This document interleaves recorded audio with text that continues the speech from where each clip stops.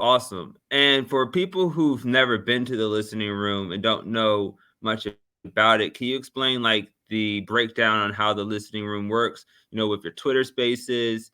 Kind of also, I know you do a lot of in-person stuff now that's starting to pop up. So let's get Yeah. some alpha on that. And Alpha, then where do alpha. you see where do you see things growing to in the future? Awesome. Great questions.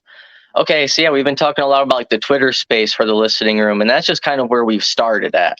So the Mm-hmm. right now the main juice, the main power is in like the Discord. People just connect one on one. We have artists, producers, musicians, project leads, developers, visual artists. We have all creatives and like developers of all likes that need these creatives to like work together, because our whole point of like the listening room is we want it to almost be like the room you come into when you come into Web3, when you come into Cardano. So our main focus is like education. We really have the Twitter space to show each other off and play each other's music, but our main goal really is education. Because in the music industry, artists get messed over a lot. They get taken advantage of so easily because they only know what they know. Being a new artist, this may be your first time going into a studio, and your whole intention is to make great music, which should be your intention of an artist, is how to make the best art possible. And that's when you always see these people getting taken advantage of on the business end because they've never had that education, they've never had that experience, they've never been screwed over like in the real world. So with that, all that education, it's Web3 focus. We'll show you how to create NFTs, how to manage your metadata, how to be a publisher, be a distributor, how to work with people, how to manage your splits. And it all comes from a point of experience that we've done ourselves.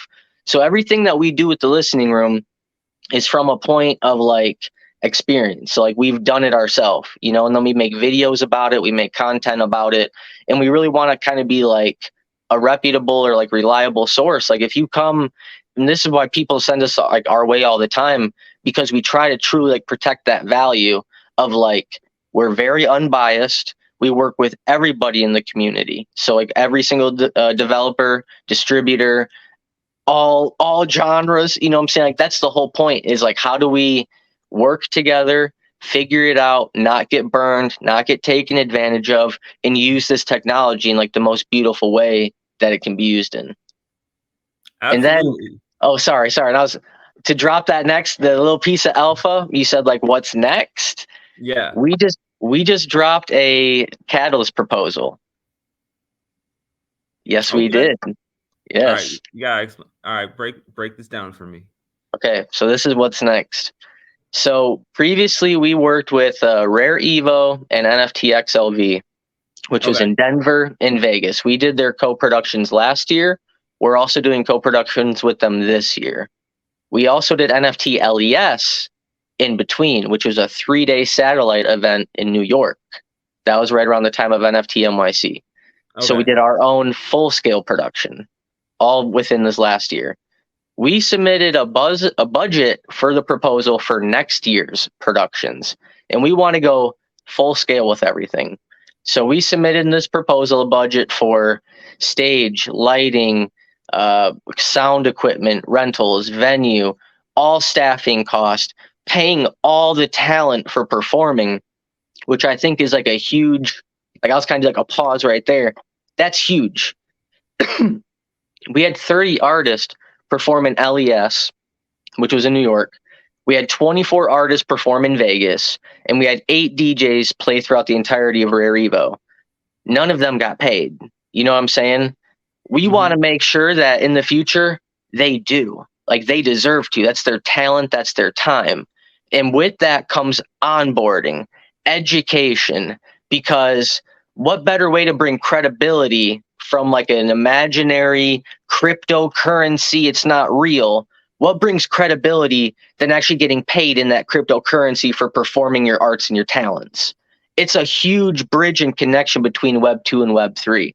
So we're going to be onboarding all of these artists. We're bringing in musicians. We're bringing in record labels. We're bringing in all these music industry through live events and entertainment, because we feel like once you kind of like bring the currency in second and you start talking about something else first, it makes these conversations way easier. So if I'm like, Julian, you're a local DJ, are you interested in performing at this event? We'll pay you, yada, yada, yada. You'll be like, oh, hell yeah. Like, I would love to. You know what I'm saying? Like, as a DJ, I want to go out, I want to perform some music. And if I can get compensated for my time, that's the best thing. Okay, well, we set up a wallet, help you do these things, and set you up. And then it kind of is like secondary. But if I approached you first and was like, Julian, I want to give you some cryptocurrency, you'd be like, man, I've only heard like bad things about cryptocurrency. Like people only do bad things. That's kind of like the narrative. I don't believe that, but a lot of people kind of believe that. But when we have a different conversation up front, whether it be music, whether it be veteran and military outreach, give a shout out to Jarhead and his camo initiative. There's other ways to there's other ways to initiate these conversations and onboard people into cryptocurrency without knocking on their door. Hey, have you heard of my cryptocurrency? Have you heard of staking your ADA? You can't just knock on people's doors and start a conversation like that. There has to be a buffer zone. And we definitely believe through like live entertainment and events, that's the way. Everyone loves music. Absolutely, bro. And I want to support however I can. I know I think you're a clout key holder, and I passed you guys a couple of clout keys previously for the squad, right? For the listening room and giveaways and stuff like that. I think you did, yeah. Okay, so actually, I don't know if Juice just posted about it today. We just brought Clout Coin on chain. We're working on registering it. We have some liquidity on MinSwap right now. So we're almost done with, the technicals, but I would love to give some, extra Clout Coin over to you guys. So when you guys are, doing your distributions for your funds and paying artists and paying different people, you can add a little Clout Coin on as a bonus. Cause I think one reason why we connect so much is because we're doing it a little different, but we have the same goal, and we want to be able to empower creatives to be able to live their truth through being authentically them and provide opportunities, because sometimes it's hard, to be a creative and, say, I want to live my life through music. And everyone's like, when you're growing up, oh, when are you going to get a real job?